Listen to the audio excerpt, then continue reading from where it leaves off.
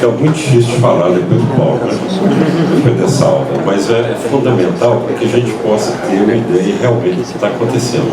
Essa apresentação que eu fiz, ela é um pouquinho mais curta, mas ela vai abordar pelo menos dois pontos que o Paulo falou aqui de forma complementar. Então eu gostaria que fosse colocado aí para a gente... Essa questão hídrica, né, para a gente é a parte mais importante, ela é fundamental para a questão do Gandarela. Mas existem outras questões também que vão ser colocadas depois, né?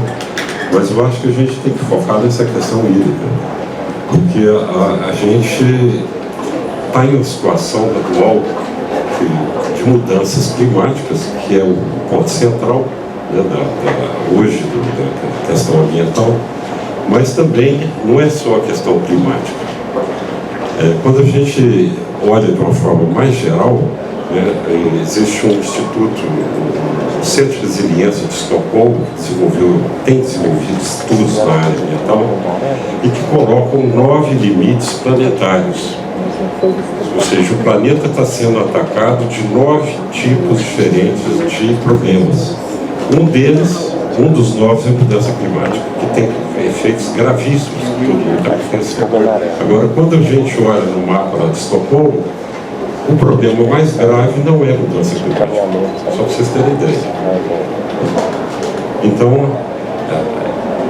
entre os problemas seríssimos que tem lá, é o problema de contaminação de águas, o problema de biodiversidade, que está muito grande, e a Serra do Gandarela é importantíssima por isso. Águas puras e uma biodiversidade que tem que ser conservada. Então, depois a gente toca um pouco a respeito disso aí. Então, o Gandarela, como o Paulo falou, é uma área de coleta de água, uma área que a gente coleta água em telhado, onde a água cai, e a área de armazenamento. E ela é fundamental para a gente enfrentar a emergência climática que está apenas começando e que poderá durar décadas ou séculos, ninguém sabe direito quanto. Vamos ver a questão da seca. A NASA lançou 2 satélites gêmeos em 2002, já foram substituídos por outros mais novos, né, que se chama Missão Grace.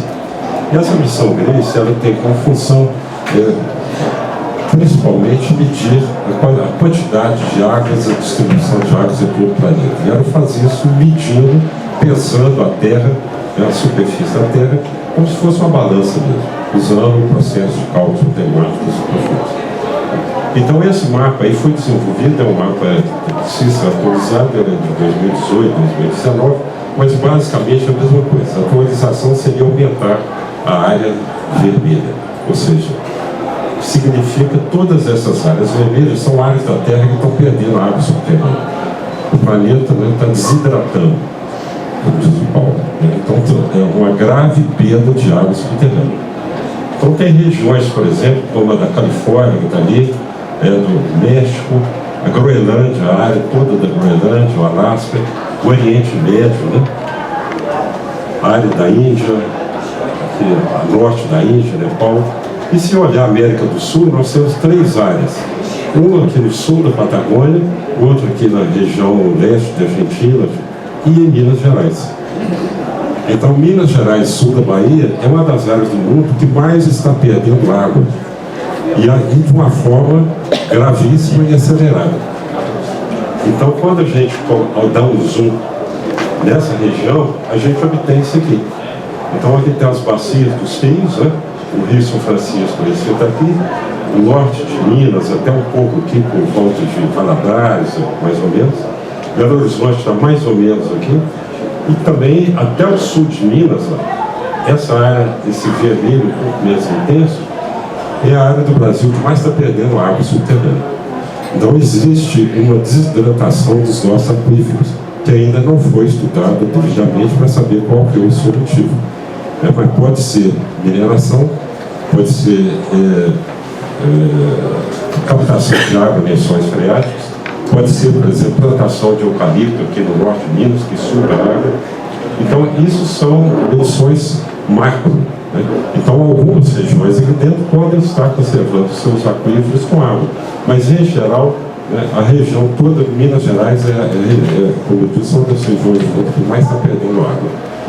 Nós já apresentamos isso há 2, 3 anos atrás para várias instâncias municipais, aqui inclusive na Câmara, estaduais e federais, e nada aconteceu até hoje.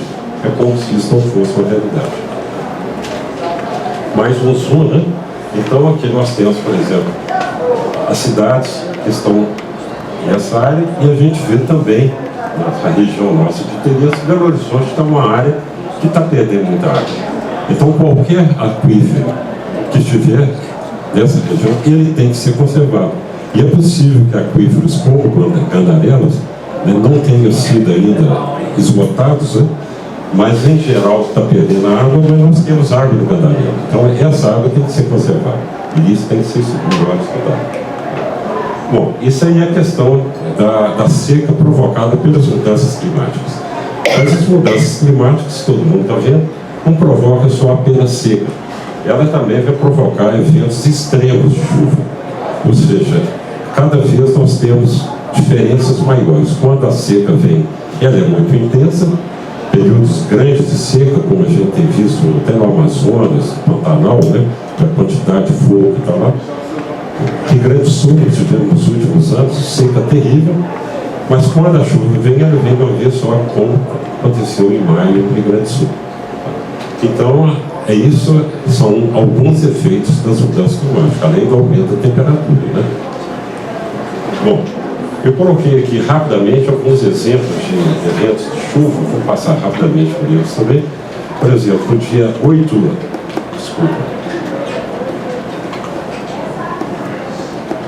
voltar aqui. 8 de janeiro de 2022 foi no dia que teve aquele desmoronamento da pilha de Tanta-Faloré, que impediu o trânsito 2 dias na 140, né? Tivemos uma chuva aqui, naquela região, vou mostrar aqui, chegou a 209 milímetros em 24 horas. A média da cidade de Belo Horizonte é 1.200 milímetros por ano. Então, nesse dia, nós tivemos 1/6 da chuva e provocou aquele problema todo, não só desmoronamento, mas vários problemas aconteceram. Eu tenho outra apresentação sobre isso. Naquele mesmo ano, no dia 15 de fevereiro, em Petrópolis, chegou a 534 milímetros. Quer dizer, mais do dobro do que caiu em Belo Horizonte. No dia 21 de março de 2022, presta atenção nesse ano de 2022, aqui, 363 milímetros em Petrópolis de novo. 2023, também em fevereiro, em Bertioga, região lá de São Sebastião, 683 milímetros. Então caiu lá em São Paulo, lá em São Sebastião, em um dia, mais da metade da chuva que cai em Belo Horizonte o ano inteiro. Imagina uma chuva dessa caindo em cima das nossas barragens, nossas minas aqui, nossas minas de energia. Santa Cruz, Cabrália, 407 milímetros em 12 horas. E aqui tem outros locais do mundo, tá? Eu não coloquei o Rio Grande do Sul agora, todo mundo está sabendo, mas, por exemplo, chamar atenção aqui para 2021, na Itália, em Ligúria, 740 milímetros de chuva. Rio Grande do Sul, e tem outros aqui, tá? Eu não vou entrar em detalhe. Ou seja, no mundo inteiro, a quantidade de chuva concentrada está aumentando e aumentando muito. Isso aumenta muito o risco de desmoronamentos, etc. Tá? Então, uma barragem de rejeitos, se ela não estiver bem projetada, e eu convido que não está, não foi projetada para isso, ela vai se romper. Bom, aqui é um mapa do IGAN, tá? Feito com dados entre 1981 e 2010. Aqui está um pouco deformado, vocês veem que a escala horizontal aqui em Minas Gerais está muito comprida, mas a questão do slide. E esse mapa pega as chuvas médias de todo o estado. Tem 3 regiões onde chove muito no estado. Aqui no oeste, né, lado aqui perto do Triângulo, sul de Minas, essa região da Serra da Mantiqueira, e aqui. Qual que é essa região aqui? Belo Horizonte, quadrilátero aquífero ferrífero. Então, essa é uma das regiões que mais chove em Minas Gerais. E, coincidentemente, né, é a região que mais tem barragem de mineração.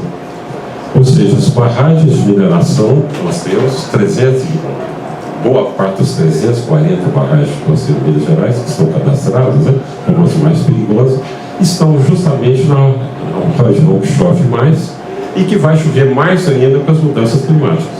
Ou seja, nós temos um risco altíssimo, crescente, de que essas barragens possam se romper devido a eventos extremos de chuva, porque aqui já chove muito. E vai aumentar mais ainda a chuva. Se por um lado é bom essa chuva boa, porque ela está carregando os aquíferos, por outro lado, aqui em vermelho, está as barragens da região central de Belo Horizonte, de Minas Gerais. Estou errando, vocês desculpem, vou ter que voltar de novo, né?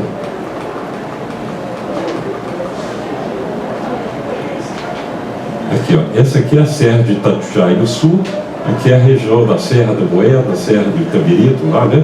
Da Serrinha. Aqui já a região de Santa Bárbara, Mariana, etc. Itabira está aqui em cima. E aqui, ó, segundo esse mapa do IGAN, é onde chove mais.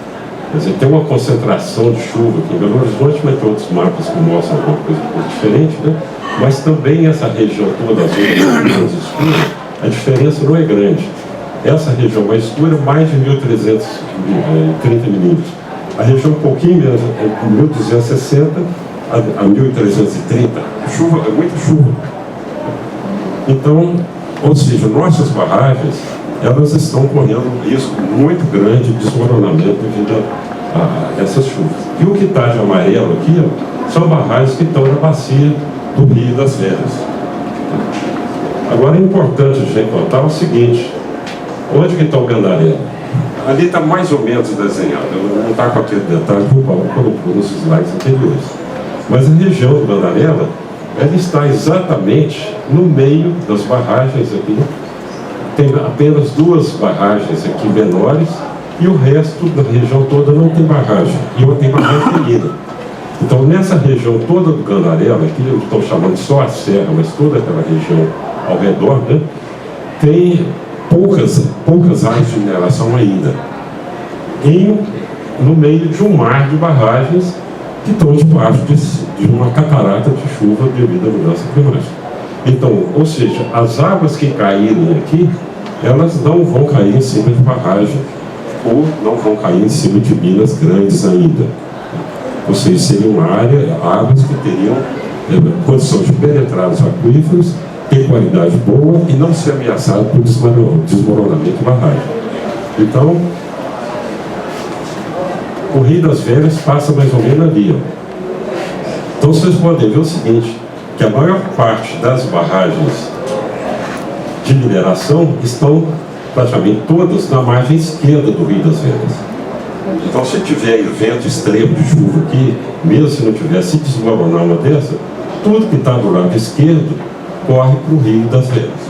E o que está na margem direita do Rio das Velhas, que é a região do Gandarela, ela tem poucas minas de mineração. Então a gente teria que preservar a margem direita do Rio das Velhas, porque nós já temos a margem esquerda perdida praticamente. Então sobra o lado direito. E se o Rio das Velhas for perdido por algum desmoronamento, a gente ainda pode captar água das nascentes que estão aqui. Então a maior parte das barragens de mineração encontra-se em área que mais chove, ou seja, área de maior risco de rompimento. Esse é um outro mapa que foi desenvolvido anteriormente, né, que tem as isoetas até 1998. Ou seja, essas linhas aqui, como se fossem linhas de nível, né, elas marcam a quantidade de chuva. Então, mais ou menos a mesma coisa. Então, a quantidade grande de chuva aqui, vem as barragens de mineração, que estão em vermelho, na região onde mais chove. E essa região aqui, ó, tem uma barragem aqui e a outra aqui, ou seja, estão poucas áreas de mineração. Para o futuro, não o futuro, que não vai existir, o projeto Apolo, que nós vamos acabar com ele, né, estaria aqui. O Parque Nacional está aqui, o Parque Nacional E agora eu coloquei em amarelo aqui a área que eu acho que tem que ser preservada. Então nós temos que aumentar essa área preservada, porque nessa área toda, que inclui já a reserva natural do Caraça, né, RPP do Caraça, nós temos que passar o parque para toda essa área aqui, ó, que é a área que nós temos que preservar, que tem poucas minerações ali. Aqui nós já temos barragens, essas amarelas aqui, ó, não estão no bacio do Gazela. Então, fora dessa área amarela, já tem barragem, que é a Mariana, Mina da Alegria, que está aqui, etc. Aqui por lá de Catas Altas, Caeté, né? Samarco está por aqui também. Então, essa área amarela é a área que ainda não está minerada e que tem que continuar sem mineração. Nós não precisamos mais de mineração em Minas Gerais, já tem muito. Nós precisamos de água, precisamos de biodiversidade, precisamos de qualidade, precisamos de milhares de coisas.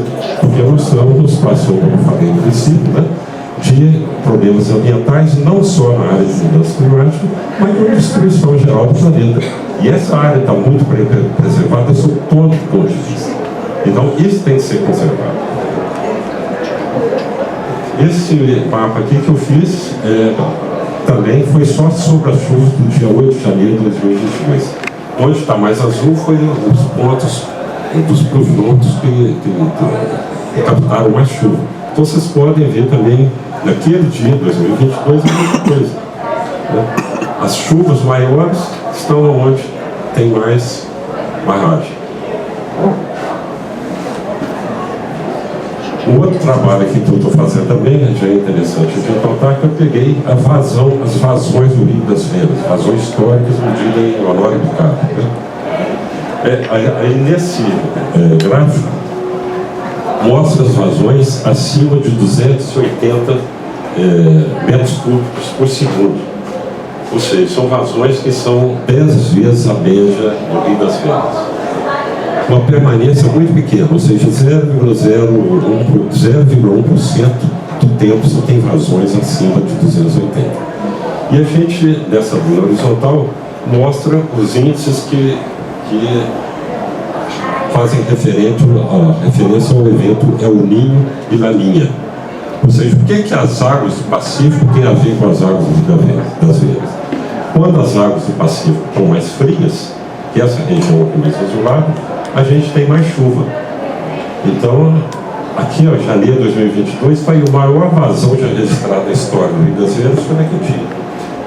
Desmoronou a árvore aqui. Chegou aqui 530, e só não mediu mais para a parede, lá foi submergido. E quando tem El Niño, as vazões maiores diminuem. Quer dizer, já não tem enchente grande na época de El Niño. É seca aqui. Na época de Laninha, e o que está acontecendo esse ano, 2024? A El Niño está acabando, janeiro agora, no final do ano, nós temos Laninha. Então, no final desse ano, nós vamos estar por aqui, ó, com probabilidade de chuva muito intensa. E espero que nossas barragens e pios de Egito não fiquem bem. Quando a gente pega as vazões que são abaixo dos 280, entendeu? É a mesma coisa. Então, você vê que é nessa região de El Niño, as vazões não são tão grandes. As vazões maiores estão aqui, mais para cá. E, finalmente, um outro gráfico que é muito importante a gente prestar atenção nele, é esse aqui. No desenvolvimento, eu peguei só as maiores vazões, são vazões acima dos 284, são as cheias históricas do Rio, ao longo do tempo, de 1970 para cá. O que está acontecendo? As cheias estão aumentando. Cada ano que passa, você tem cheias maiores. O Rio das Feiras está aumentando mais ainda, mais chuva. No dia que vem a chuva, vem muita chuva. E esse ponto aqui de cima é o de 8 de janeiro de 2022. Então, isso é uma demonstração de que os eventos climáticos já chegaram aqui e estão provocando cheias muito grandes que poderão provocar rompimento de barragem. Resumo é isso aí. Muito obrigado.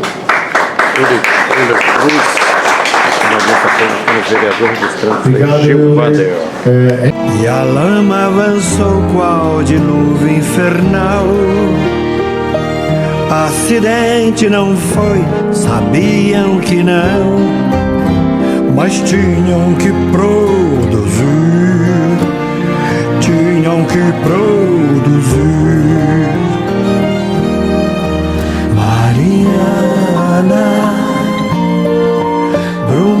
anjinho, profetas falaram, mas os grandes